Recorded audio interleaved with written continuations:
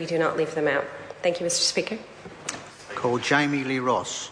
Mr. Speaker, this bill makes some very welcome changes to the Sentencing Act, and I note that it's got pretty much cross-party support amongst the members of this House, and it'll be good to see this bill passed into legislation.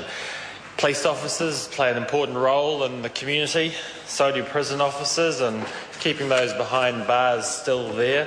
Emergency services and fire service officers play an important public role in helping us in times of need, and it's important that the sentencing factors taken into account by the judiciary recognise their public role, recognise the important nature of their jobs, and if offences are committed against them, then that certainly should be an aggravating factor.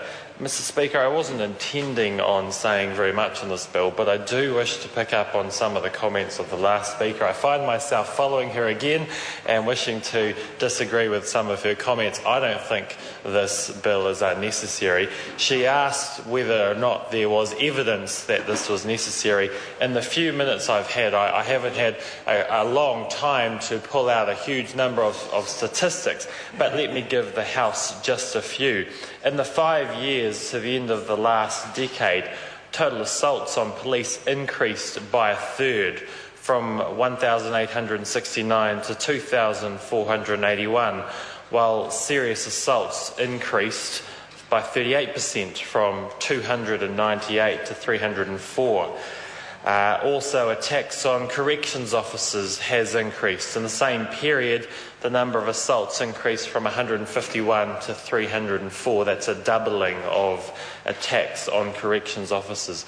Mr. Speaker, certainly there will be a number of judges out there who already quietly take these points into account and treat them as an aggravating factor. But I think it's important to do justice to the police officers, the prison officers and the emergency services personnel, that we do enshrine this in legislation, do put in the Sentencing Act the fact that assaults against these people, any crimes against these individuals who are there to serve and protect us is wrong. And certainly, Mr. Speaker, I look forward to this House hopefully unanimously passing the bill. Call Dennis O'Rourke. Thank you, Mr. Speaker. New Zealand First has always put the safety of our police and prison officers as a high priority, so will of